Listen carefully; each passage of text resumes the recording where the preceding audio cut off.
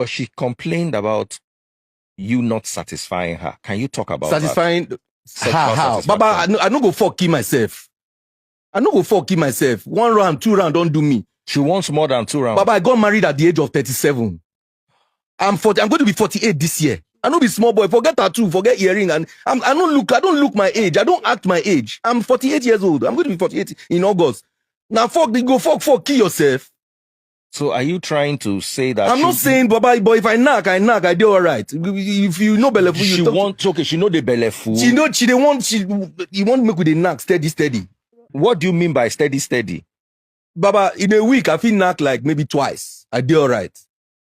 Well, how much did she want? Every day. The video of this young man has been trending on social media, and when I heard him talk, I really felt for him. I was very, very empathetic towards him, and I see many people bashing him, saying, why is he crying like a baby? He allowed a woman to deceive him for all these years. He was there, he did nothing. But I must tell you, if love never catch you before, you will never understand. I want to believe that this man was pretty much in love with the lady, with Mayowa, but Mayowa was not in love with him. He spent all, invested all into the marriage, according to him, because we have not heard from his wife. But unfortunately, things did not work out the way he had expected. Both of them have gone their separate ways because, according to him, he said Mayowa is now married. And then he saw this on social media. I don't know why Mayowa should do this to this young guy. If truly Mayowa did this to him, I think it is not fair. And life will not always be fair. Unfortunately, the red signals, the red signs are always there. But we choose to ignore them, men, women.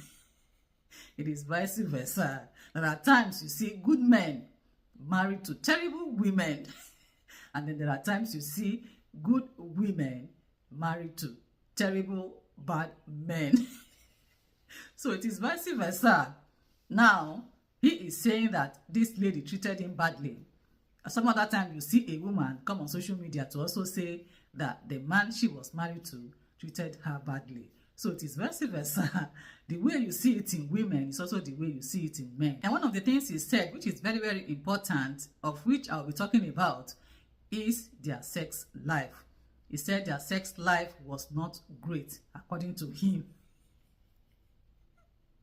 I go buy myself because I want Bensham. That was what he said. Obviously, he's not the sex type person. Meanwhile, the lady loves sex. She wants to be having it every day. To be benching the man every day, or for the man to be benching her every day. They were not compatible at all. The lady loves sex quite all right, but according to him, he said twice a week, 1 or 2 rounds is okay for him. And this is one topic that couples do not always want to discuss. You can see that in this aspect, in this sex stuff, both of them were not compatible. The lady was not feeling satisfied with Ekpo. Whether both of them sat down to talk about it is what I do not know. It is always good for you and your partner to always talk about your sex life. If you don't talk about your sex life, how would you know what your partner wants? You wouldn't know if both of you don't come together to talk about it. It is obvious that he is not the sex type, while the woman loves sex, according to him.